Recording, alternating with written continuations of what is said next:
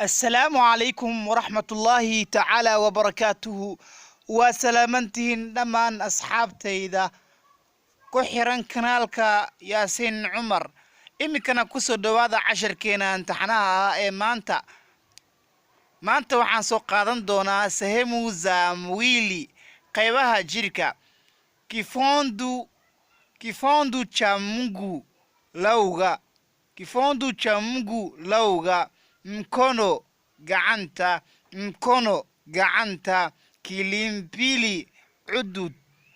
mgongo dhabarka mfompa lafta tumba calool matiti naasaha tako badhi shavu dhaban kifua laabta ama xabadka kilimpili cudud mgongo dhabarka mfumpa lafta tumba calool matiti naasaha tako shavu kifua kidevu gad sikio dheg kivi suxul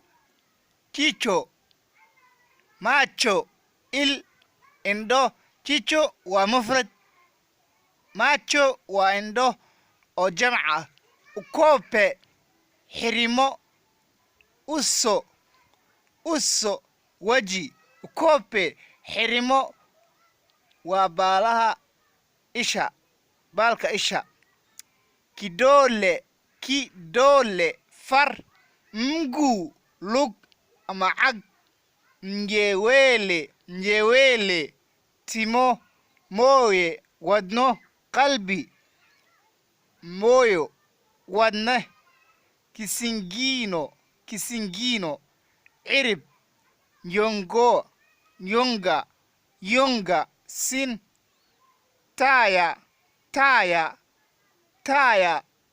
taya dan goti magoti lawyo magoti waa jamac goti waa mufrad shingo luqun buwa san bega garab ngozi maqaar jino ilig pacha bawdo hakiya dabo